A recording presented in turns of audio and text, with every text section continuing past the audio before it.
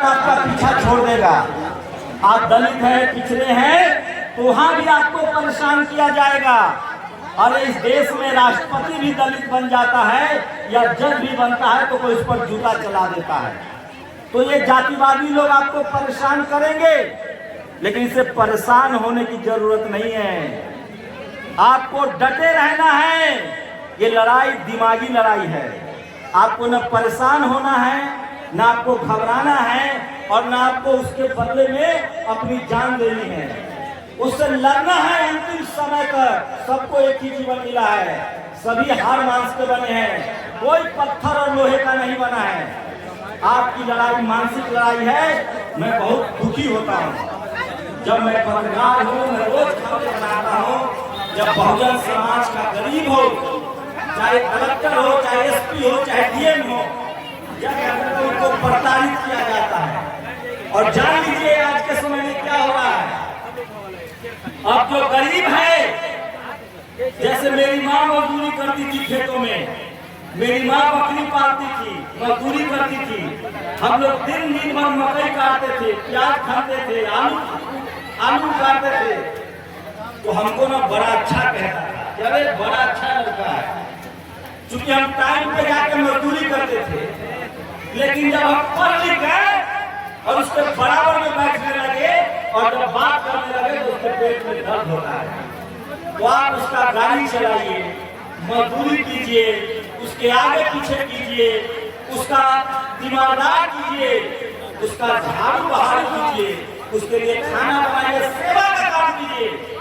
आपको बहुत अच्छा कहेगा, रे बड़ा बढ़िया आदमी है, ये तो एकदम टाइम से आता है, हमारी सेवा करता है।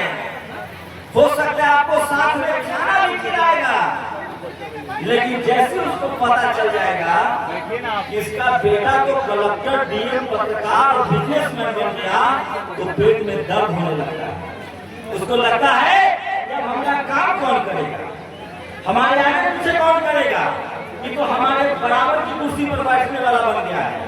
तो मैं इसलिए कह रहा हूँ, अब जातिवाद गांव में नहीं हो रहा है, अब जातिवाद शहरों में है, अब जातिवाद बिजनेस में है, जातिवाद सिनेमा में है, स्पोर्ट्स में है, मीडिया में है।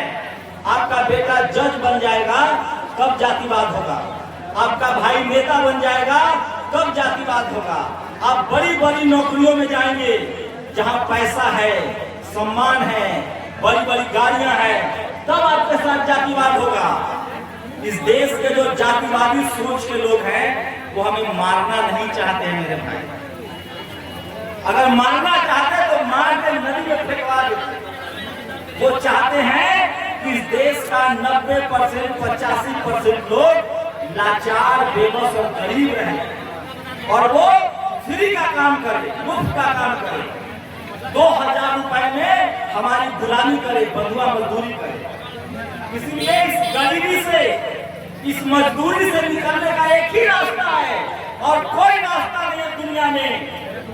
दुनिया में जितने लोग गरीबी और मजदूरी से निकले हैं, लाचारी और बेबसी से निकले हैं, वो पढ़ाई और पढ़ाई से व्यापार। ज्योतिबा फुले ने कहा था कि विद्या बिन गति गई, गति बिन मति गई, मति बिन व्यापार गया और व्यापार बिना हम शून्य कह रहा है।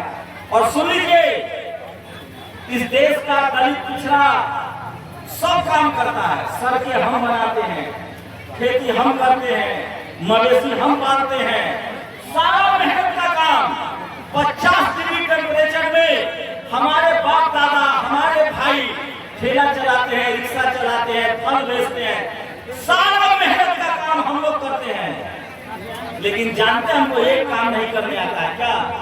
जीभ चलाना, बड़ी बड़ी बातें करना, भाषण देना। और वो तब आएगा जब हम स्कूल कॉलेज जाएंगे और जब हमारे हाथों में किताब होगा और संविधान होगा। और मेहनत करने से पैसा नहीं आता है। अगर मेहनत करने से पैसा आता तो रिक्शा चलाने वाला, ठेला चलाने वाला, बिल्डिंग बनाने वाला, सड़क बनाने वाला नहीं होता। मेरे भाई, पैसा वहां है जिसको जीव चलाने आता है। अच्छा, चाय वाला नरेंद्र मोदी चाय बेच के प्रधानमंत्री बने हैं कि भाषण देते? तो हम लोग को क्या करना है? भाषण देने वाला बनना है, मजदूर नहीं बनना है,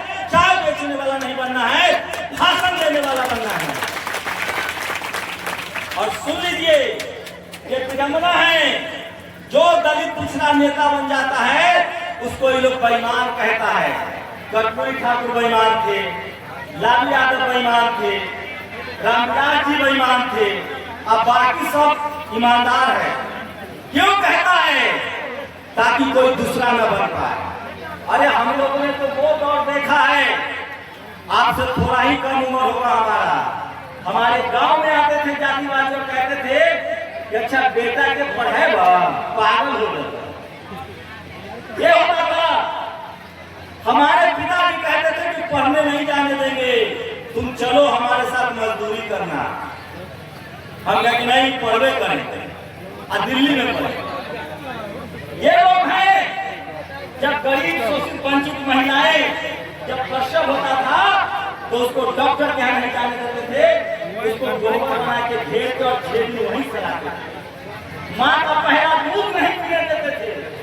अरे इतने धूर्त और बेईमान लोग हैं, इनके समझना तभी समझ में आएगा जब आप पीएचडी कीजिएगा और बड़े बड़े यूनिवर्सिटी में पढ़िएगा। बाबा साहेब को भी जातिवाद समझ में नहीं आता अगर बाबा साहेब लंदन जाके पढ़ाई ना करते। ये जातिवाद जो है इसका एक ही काम है, आपको गरीब रखना और खुद अमीर होना। इसलिए मैं कह रहा हूं वही काम कीजिए जिसमें माल हो, पैसा हो। किसी भी धर्म को मानते हैं, कहिए कि हमको पुजारी बना, हमको दान पेटी की चाबी दो, तब तुम्हारे धर्म को मानूंगा, नहीं तो नहीं मानूंगा। चढ़ावा नहीं चढ़ाऊंगा, हिस्सा चाहिए। वोट उसी को देंगे जो हमारे लिए स्कूल खोलेगा, अस्पताल खोलेगा, हमारे बच्चों को नौकरी देगा। हमको किसी जाति से और किसी धर्म से नहीं लड़ना है। ये लोग कहता है कि मुसलमान हमारा दुश्मन है। इसी देश में जब मुगल राजा था उससे पूछिएगा कि तानसेन कौन था, बीरबल कौन था, वो क्या कर रहा था वहां। जब मुगल राजा थे तो वहां मलाई खा रहा था। आज जब देश आजाद हुआ तो आज सीएम पीएम बन के मलाई खा रहा है और हम लोग को दिन रात हिंदू मुस्लिम मंदिर मस्जिद में फंसाए हुए हैं। मेरे भाई कोई नहीं समझाने आएगा। और एक और बात, वो आपको नहीं मारेगा क्योंकि आप सब चुप हैं। आप सबके मुंह पर टेप लगा हुआ है।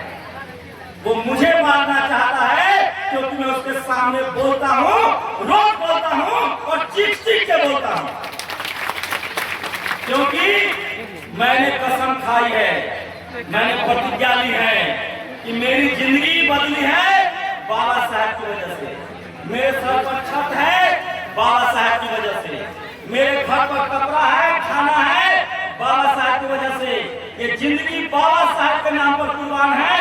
और जब तक हमारा बहुजन समाज, हमारा भाई जब तक अमीर नहीं होगा, इस देश में हमारी हिस्सेदारी नहीं होगी, तब तक लड़ता रहूंगा और तब तक बोलता रहूंगा।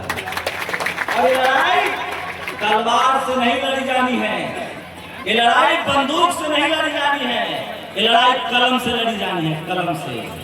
जो बोलेगा वही जीतेगा, इसलिए बोलना शुरू कीजिए। आप लोग नेशनल दस्तक देखते हैं, अरे यूट्यूब देखते हैं, कितना आदमी है बस झूठा। सही में 3 बार 4 बार आपके लिए बोलता हूं।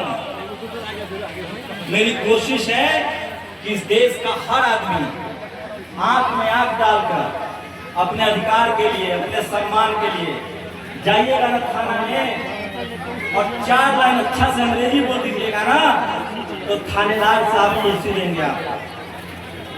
हम लोगों को शराब नहीं पीना है, गुटखा नहीं खाना है, सिगरेट नहीं पीना है, बढ़िया बढ़िया कपड़ा पहनना है, बच्चों को बढ़िया बढ़िया खाना खिलाना है, बच्चों को पढ़ाना है और गहना के नाम पर हीरा और मोती पहनना है, पत्थर नहीं पहनना है।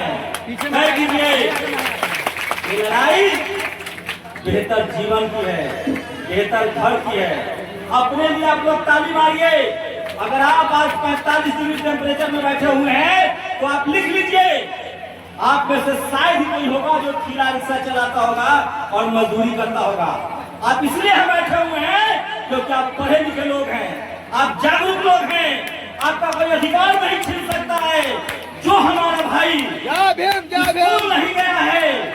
वो आज भी मजदूरी कर रहा है और उसे इतना नहीं सहूर है, उसे इतना नहीं पता है कि हमको अपना सीएम पीएम बनाना है, एसपीडीएम बनाना है और अपने बच्चों को पढ़ाना लिखाना है।